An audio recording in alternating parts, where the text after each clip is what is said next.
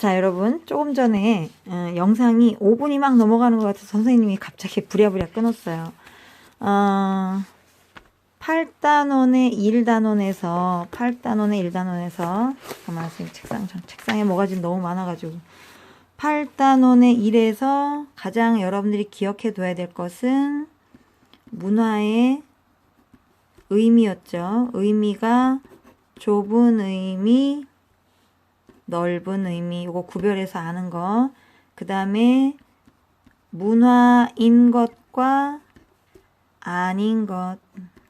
야, 한 손으로 자꾸 쓰려니까 힘드네. 문화인 것과 아닌 것 구별하는 거. 요게 포인트가 되겠고요. 그 다음 또 하나, 문화의 특징 두 가지.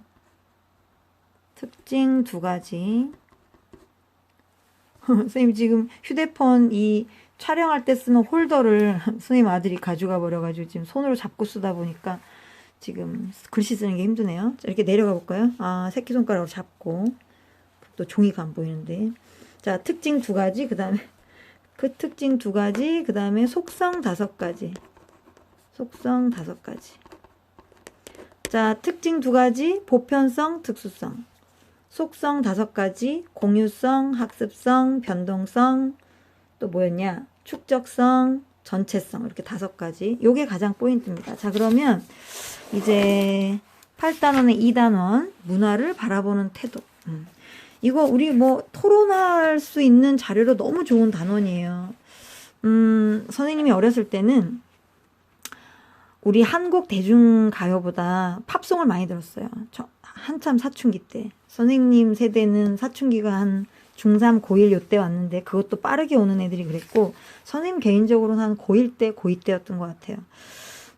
매일 라디오에 나오는 팝송을 들으면서 뭔가 외국 문화에 대한 막 동경심이 생겨가지고 팝송을 막 즐겨 들었던 것 같아요. 그런데 그때만 해도 팝송이 우리나라 노래보다 훨씬 뭔가 세련되고 듣기에 좋고 뭐 그래서 이제 한동안 팝송에 빠져 살았는데 요즘은 K-팝이라 그래서 우리나라 대중음악이 막 팝송 못지않게 세련되고 굉장히 귀에 잘 꽂히죠. 자, 그래서 외국 사람들은 우리나라 K-팝을 듣는데 여러분들 중에는 K-팝을 들으면서도 뭔가 좀 있어 보이려고 괜히 팝송을 듣는다든지 서양 팝을 듣는다든지 또는 J-팝을 찾아 듣는다든지 이런 사람이 있을지 모르겠어요. 아무튼 문화를 우리가 뭐 지금 선생님이 이제 대중문화 중에 음악 하나를 예를 들었는데 문화를 우리가 바라보는 태도에 여러 관점이 있을 수가 있다. 자, 제목에 있는 것처럼 문화의 우열이 있을까? 여러분들 문화의 우열이 있을까요? 여기 지금 나왔는데 여러분 교과서를 꼼꼼히 읽으면서 마치 여러분들이 복습을 하거나 뭐 예습을 하거나 그럴 때 또는 수업 시간에 교과서를 볼 때는 이 활자 중독이라고 할 정도로 이 글씨 요런 게 본문이에요, 여러분. 전에 어떤 친구가 선생님 본문이 뭐예요? 라고 하던데 이런 게 본문이에요. 이게 지금 교과서의 주인공이죠. 제일 주된 내용으로 중요한 내용들이 이렇게 정리가 돼 있어요. 그런데 사회교과서에는 굉장히 많은 이런 사진, 도표, 지도 이런 그림들이 예시 자료로 나오는데 진짜 여러분들이 꼼꼼하게 공부하고 제대로 내용을 씹어먹을 정도로 이해하려면 이런 작은 글씨 나온 것까지도 글자 중독이라고 할 정도로 꼼꼼히 다 읽어야 돼요. 본문만 읽으면 안 됩니다. 이 주변에 있는 이 그림 밑에 있는 깨알 설명글이라든지 이런 거 다 읽어야 돼요. 자, 아무튼 그래서 제일 중요한 내용이 뭘까? 공부 잘하는 친구들은 진짜 중요한 게 뭔지, 조금 덜 중요한 게 뭔지, 참고할 내용이 뭔지를 구별할 줄 알죠. 진짜 중요한 내용은 다 써 있어요, 책에. 이 단원을 배우면 이런 걸 할 수 있어야 됩니다라고 써 있어요. 그러니까 요 단원 지금 제일 포인트는 요거죠. 요거 두 개를 비교할 줄 아는 거. 자, 두 가지 관점이 나왔습니다. 자문화 중심주의. 말 그대로 우리 것만 최고요 라고 하는 겁니다. 예를 들어서 과거에 자, 지금도 그렇죠. 중국 사람들은 어떤 사상이 있어요? 중화 사상이 있죠. 그래서 자기네 민족이 세계 중심이고 주변 나라나 다른 나라는 전부 다 오랑캐라고 부르면서 무시했다.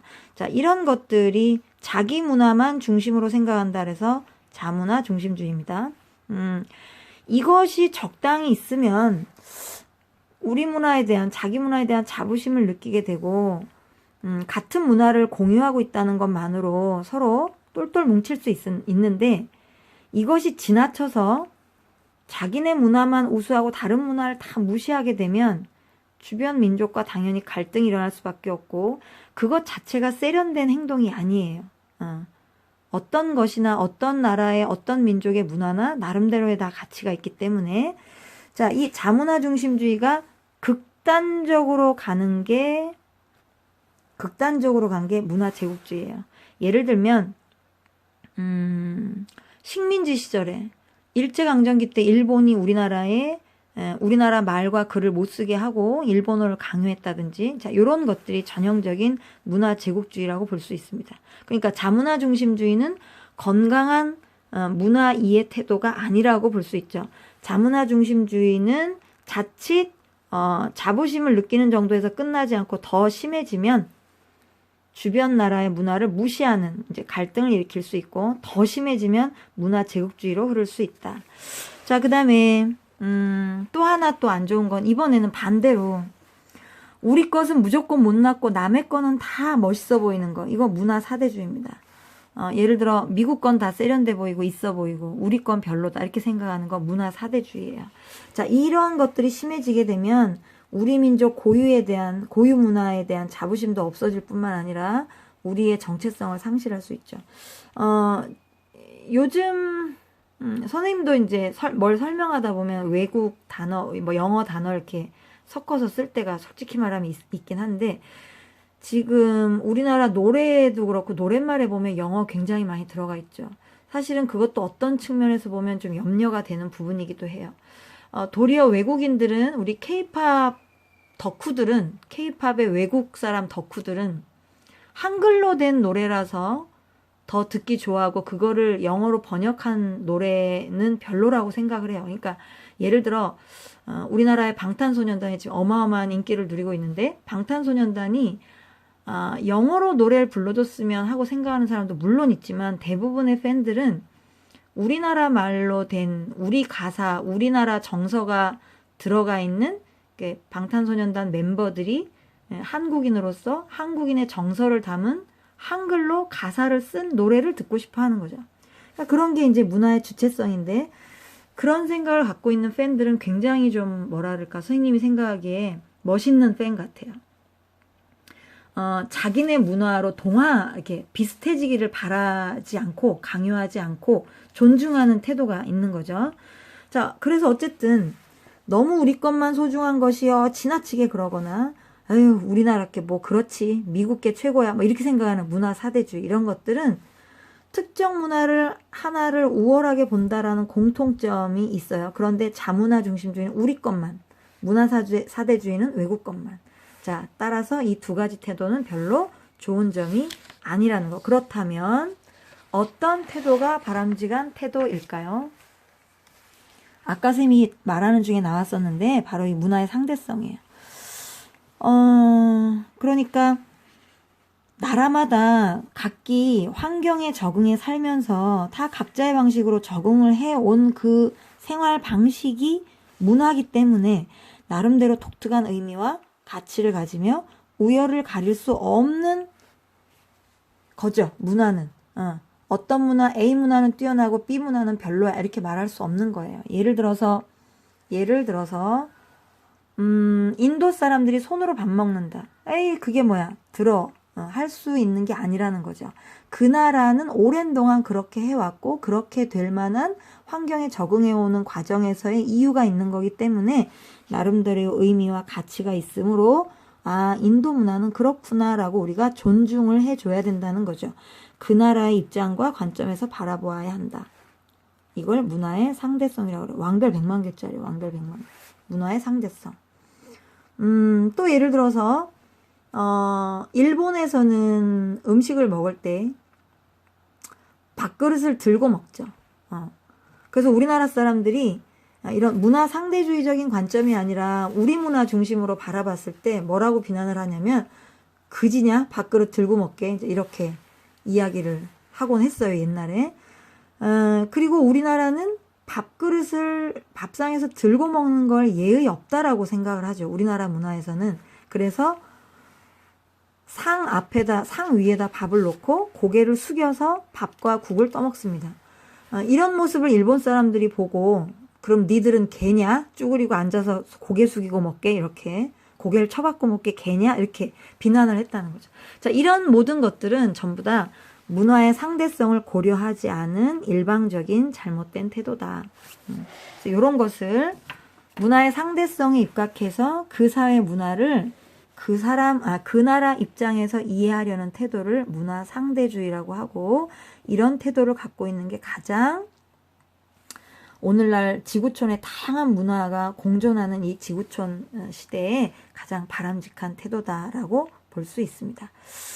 그러나 영어에서도 항상 but 다음이 중요하지 얘들아. 그러나 예를 들어 폭력이나 살인을 정당화하는 문화, 예를 들면 이슬람 과격한 부족의 아직도 어떤 일부 부족에서는 돌로 때려서 그 사형을 집행하는 이런 부족이 있어요. 그 나라는 그럴 만한 이유가 있겠구나 라고 할 만한 내용이 아니죠. 그거는 이런 그 기본적인 보편적인 인류 전체를 똑같이 존중하고 사랑하는 그런 인류애적인 입장에서 봤을 때 이건 결코 독특한 문화라고 할 수 없는, 인정할 수 없는, 정당화할 수 없는 그런 인류애에 반대되는 행위들이기 때문에 문화의 상대성을 존중한다고 해서 인간의 존엄성까지 해치는 문화까지도 존중해야 된다는 뜻은 아니다라는 거. 따라서 좀 전에 얘기한 것처럼 생명 존중과 같은 보편적 가치를 무시하는 문화까지 상대주의를 적용하는 것은 바람직하지 않다. 그러니까 극단적 문화 상대주의는 조심해야 된다라는 점. 자, 그러면 지금 정리해 볼까요? 문화를 바라보는 태도, 가장 바람직한 것, 문화 상대주의죠. 그죠? 문화 상대주의. 나쁜 태도, 바람직하지 않은 태도, 크게 3개 나왔네요.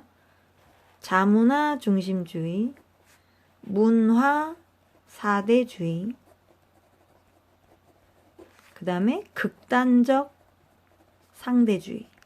자, 요 3가지는 잘못된 태도다. 자, 이제 이런 내용들을 다 한번 쭉 이렇게 영상을 지금 3단원까지 8단원에 3단원까지 다 하게 되면 지금 한 영상 길이가 한 20분 정도 될 것 같아요.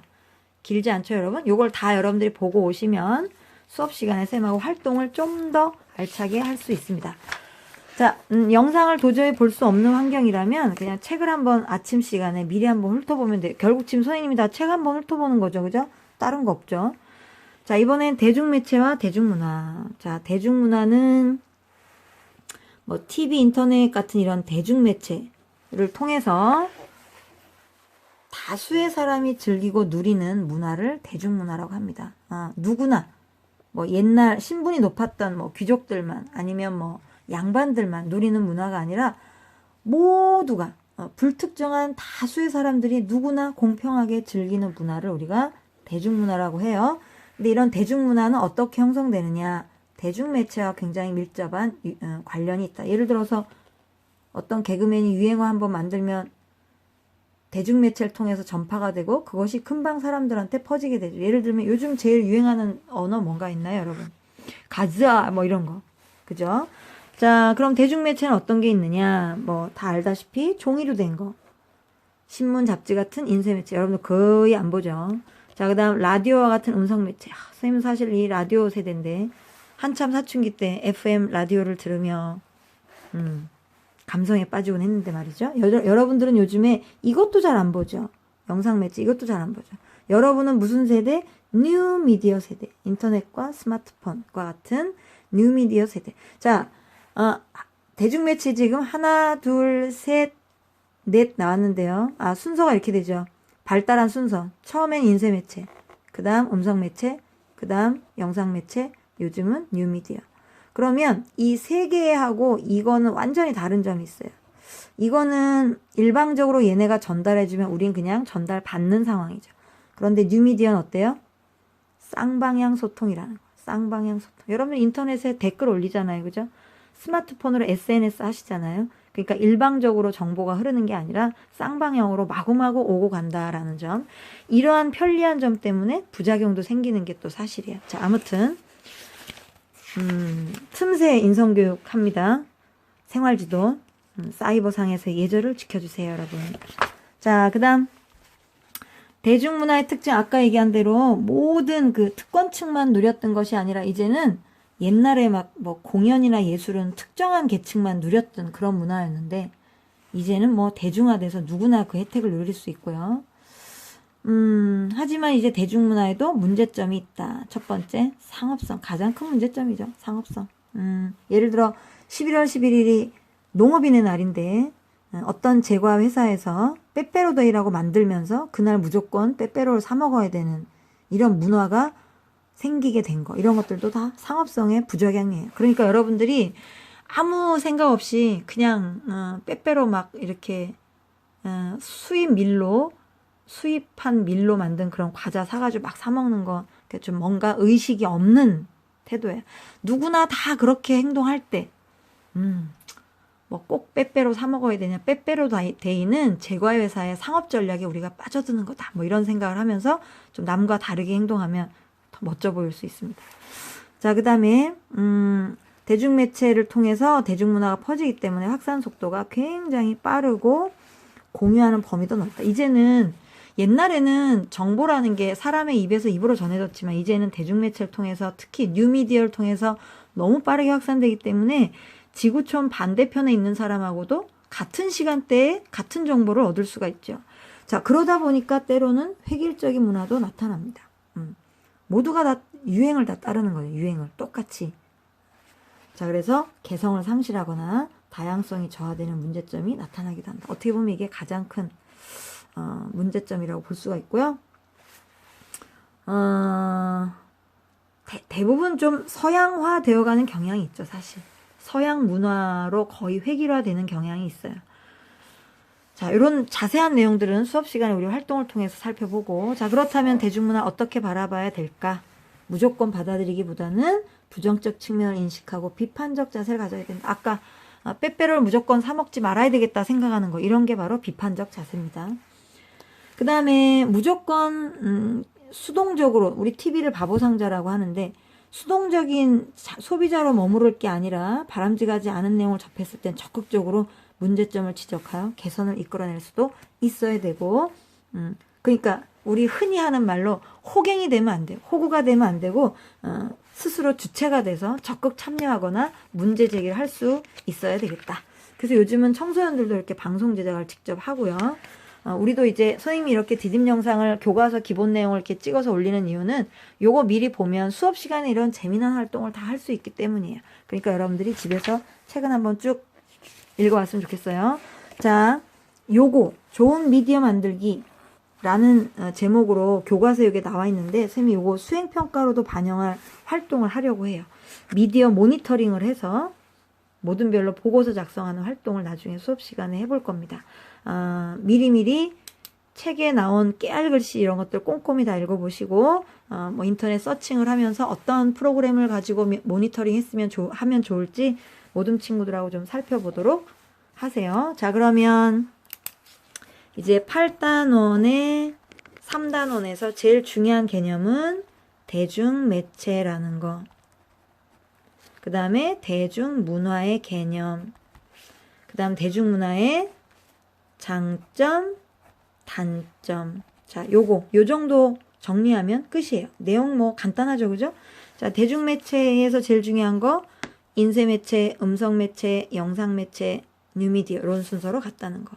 자, 지금 쭉 본 것처럼 내용이 그렇게 막 개념이 막 무지하게 어렵거나 용어가 어렵거나 이런 거 없습니다. 우리가 평상시에 다 쓰는 용어이기 때문에 쌤이 3월달 OT 주간에도 얘기했지만 사회 공부를 진지하게 열심히 하고 수업 시간에 배운 내용을 일상 생활에 적용을 해서 배움이 삶으로 적용되게끔 그렇게 행동하시면, 그렇게 생각하고 생활하시면 교양 있고 상식이 풍부한 사람이 될 수 있습니다. 그리고 비판적 자세를 갖지, 사고력이 풍부한 사람이 될 수 있어요. 자, 그러니까 배운 것으로 이런 용어 하나도 교과서에서 배운 거로 끝내지 마시고 이런 걸 평상시에 활용을 하셔야 돼요. 자, 오늘 8단원 디딤 영상 여기까지고요. 다음 디딤 영상에선 조금 더 다음에 이제 정치 나올 텐데 그건 그때 가서 좀 더 재미난 방식으로 쌤이 영상을 찍어 볼게요. 오늘은 8단원 한꺼번에 빠르게 하느라고 쭉 그냥 책만 훑어봤습니다. 자, 그럼 여러분 교과서 정리 잘 하시고 월요일 날 봐요. 바이.